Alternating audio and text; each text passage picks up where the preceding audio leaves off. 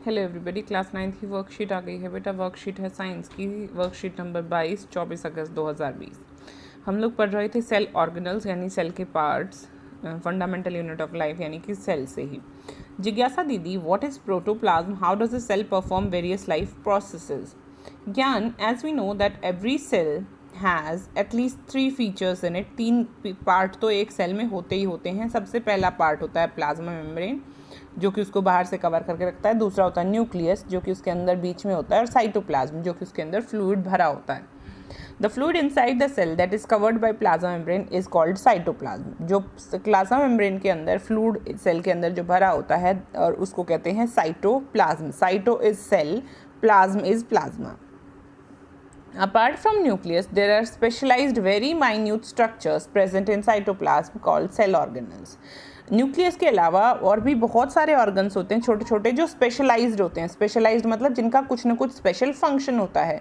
The main cell organelles present in eukaryotic cells are, कौन कौन से होते हैं देखिए। एंडोप्लाज्मिक रेटिकुलम होता है बच्चे, गोल्जी एपरेटस होता है, लाइजोसोम्स होते हैं, प्लास्टिड्स होते हैं, वैक्यूल होता है, माइटोकॉन्ड्रिया होता है। ये इंपॉर्टेंट पार्ट्स हैं।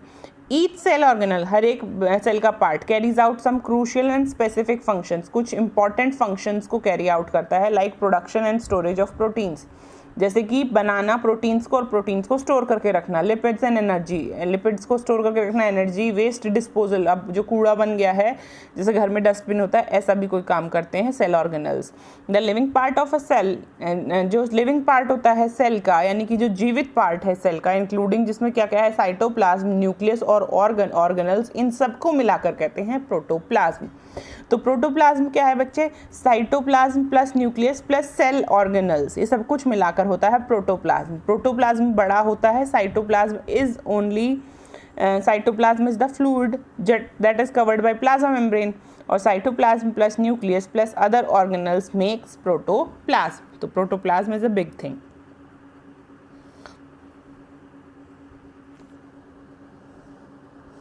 दीदी, what are metabolic processes? Metabolic processes क्या होते हैं? Gyan, to perform various life processes, बहुत सारे जीवन की क्रियाएं करते हुए, by living being, different types of chemical reactions are taking place inside the cell. Cell के अंदर बहुत सारी प्रक्रियाएं हो रही हैं। In these chemical reactions, in chemical reactions में आइदर सम सब्सटेंसेज फॉर्म्ड, या तो कुछ बनता है या कुछ टूट रहा होता है, लाइक सिंथेसिस ऑफ प्रोटीन, और substance is broken down to form another compound, like breaking of glucose to produce energy. जो हम खा रहे हैं उसका ग्लूकोज में जैसे सिंपल फॉर्म में फिर उससे एनर्जी निकाली जाती है। All this chemical reactions occurring inside the cell are called metabolic processes. दोनों तरह के प्रोसेसेस, सिंथेसिस भी और ब्रेकिंग डाउन भी, जो भी प्रोसेस आपकी बॉडी के अंदर हो रहे हैं, दैट सेल के अंदर हो रहे हैं, that are called metabolic processes. यानी किसी चीज़ का बनना और किसी चीज़ का टूटना, इसको एनाबॉलिक और मेटाबॉलिक, एनाबॉलिक और कैटाबॉलिक भी कहते हैं। किसी चीज़ का बनना इज कॉल्ड एनाबॉलिक प्रोसेस। कैसा प्रोसेस बेटा? एनाबॉलिक। और किसी चीज़ का टूटना इज कैटाबॉलिक। तो मेटाबॉलिक प्रोसेसेस क्या होते हैं? Anabolic and catabolic processes going inside your body, inside the cell. These are constantly taking place, हमेशा हो रहे हैं। मेटाबॉलिज्म क्या होता है? व्हाट इज मेटाबॉलिज्म पूछा भी जाता है। Metabolism is a general term that is used to describe all chemical reactions involved in maintaining the living state of cells and the organism. Metabolism एक जनरल टर्म है जो उन केमिकल रिएक्शंस को दी जाती है जो आपकी बॉडी के अंदर हो रहे हैं आपको जिंदा रखने के लिए। ठीक है बच्चे, चलिए अब हम चलते हैं सेल ऑर्गेनल्स में क्या क्या डिफरेंस है। प्लांट सेल और एनिमल सेल में क्या क्या है और क्या क्या नहीं है। देखिए, ये है एनिमल सेल और ये है प्लांट सेल। सबसे मेन डिफरेंस आपको दिख जाएगा, ये यहाँ पर है सेल वॉल और यहाँ पर सेल वॉल नहीं होती है, सिर्फ प्लाज्मा मेम्ब्रेन होती है। और भी बहुत सारे डिफरेंसेस हैं और ये फोटो आपको बनानी ही बनानी है, ये डायग्राम आपको बनाना ही बनाना है। वेरी इंपॉर्टेंट डायग्राम, और आपको बनाना आना भी चाहिए, क्योंकि एनिमल सेल और प्लांट सेल में अगर डिफरेंसेस भी आए तो अगर आप छोटा सा डायग्राम बना देते हैं तो उससे क्या होता है, आपका इंप्रेसिव हो जाता है, आपको ज़्यादा मार्क्स मिलते हैं। अब हम देखते हैं होता क्या क्या है। देखिए, प्लांट सेल में बहुत बड़ा वैक्यूल होता है, बहुत बड़ा वैक्यूल होता है जिसमें या तो एयर होती है या वाटर होता है, डिपेंडिंग ऑन कि वो प्लांट कहाँ पर है। अगर वो पानी में है वो प्लांट तो वहाँ एयर होगी उस वैक्यूल में, अगर वो कहीं डेजर्ट पार्ट में है कहीं और है तो वो वाटर स्टोर करके रख सकता है। तो ठीक है बेटा, क्योंकि plants can not move, plants में इतनी मूवमेंट नहीं होती कि वो एक जगह से दूसरी जगह चले जाएं, जो कि एनिमल्स कर सकते हैं। तो इसलिए प्लांट्स को अपना बंदोबस्त रखना पड़ता है। Plant have a big vacuole. Plant cell का मेन, अगर आपको बनानी है प्लांट सेल तो सेल वॉल बनाइए, प्लाज्मा मेम्ब्रेन बनाइए, साथ में बड़ा सा वैक्यूल बनाइए। फिर उसके बाद सेल वॉल, सेल मेम्ब्रेन, फिर गोल्जी एपरेटस दोनों में बनेगा। यहाँ भी बनेगा बच्चा गोल्जी एपरेटस और यहाँ भी बनेगा। ठीक है बच्चे। क्लोरोप्लास्ट सिर्फ प्लांट सेल में बनेगा। क्लोरोप्लास्ट सिर्फ प्लांट सेल में होता है, यहाँ पर नहीं होगा। प्लांट सेल में क्लोरोप्लास्ट होता है, इसीलिए प्लांट सेल ग्रीन लग रही है या फिर लीव्स ग्रीन होती हैं। वैक्यूल मेम्ब्रेन, वैक्यूल के साथ मेम्ब्रेन होगी। वैक्यूल यहाँ भी होते हैं लेकिन छोटे होते हैं। ठीक है बच्चे। अब आइए राइबोसोम्स। राइबोसोम्स यहाँ पर भी होंगे। ER smooth, ER endoplasmic reticulum, जिस पर राइबोसोम्स चिपके हुए होंगे उसको कहेंगे RER। क्या कहेंगे? RER rough. और जिस पर नहीं चिपके होंगे उसको कहेंगे SER। ठीक है, स्मूथ कहेंगे उसको। ठीक है। उसके बाद आइए न्यूक्लियोलस। न्यूक्लियस के अंदर न्यूक्लियोलस यहाँ भी होगी और यहाँ भी होगी। देखिए यहाँ भी होगा और यहाँ भी होगा। RER यहाँ भी है और वहाँ भी है। उसके बाद large central vacuole. Central vacuole यहाँ पर बड़ा होगा और वहाँ पर इतना बड़ा नहीं होगा।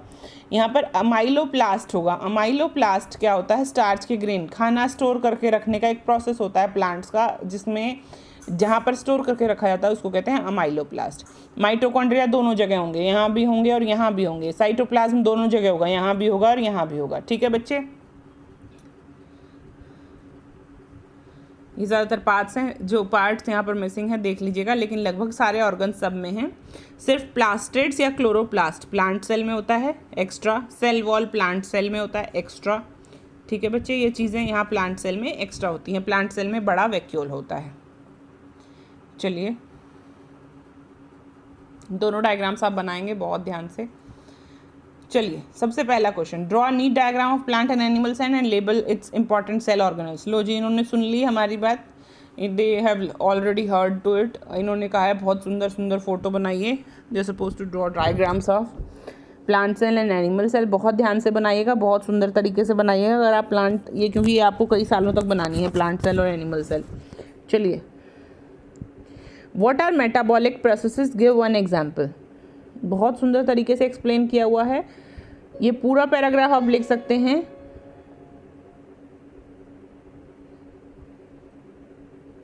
यहाँ से टू परफॉर्म से लेकर और यहाँ तक आप सारा लिख दीजिए, क्योंकि आप इसमें बहुत सारी चीज़ें हैं। What are metabolic processes, what is metabolism, बहुत इंपॉर्टेंट है। क्या सिंथेसिस होता है, क्या टूटता है, क्या रीज़न है। ठीक है बच्चे, these are called metabolic processes. चलिए नेक्स्ट क्वेश्चन कहता है, differentiate between plant and animal cell. हमने अभी अभी देखा है व्हाट आर द डिफरेंसेस। मैं फिर से बता देती हूँ एक बार, उससे पहले क्वेश्चन नंबर 4 कर लेते हैं। Where is cytoplasm located. यहाँ पर बहुत अच्छी तरह साइटोप्लाज्म के बारे में दिया हुआ है।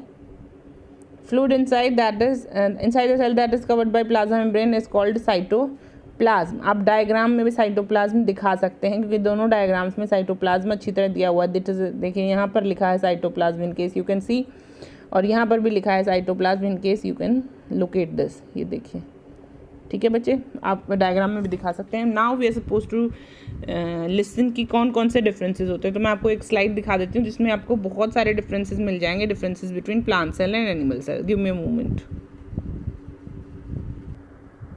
चलिए बच्चों, ये देखिए प्लांट सेल और एनिमल सेल में क्या क्या डिफरेंसेस होते हैं। प्लांट सेल में cell wall is present, animal cell में एब्सेंट होती है। प्लांट सेल रेगुलर होती हैं शेप में, क्योंकि सेल वॉल है बेटा, इसलिए रेगुलरिटी होती है। एनिमल सेल में सेल वॉल नहीं होती, इससे रेगुलर होती हैं।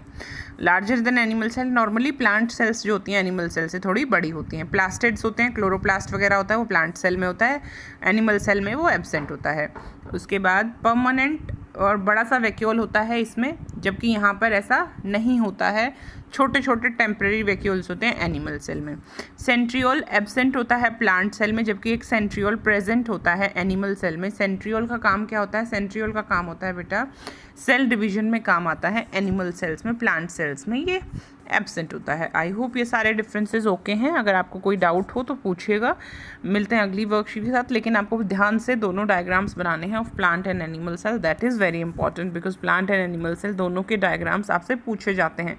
Draw a plant cell, draw an animal cell, तो आपको ये दोनों चीज़ें बनानी आनी चाहिए। ये डिफरेंसेस हैं, ये आप मार्क कर सकते हैं।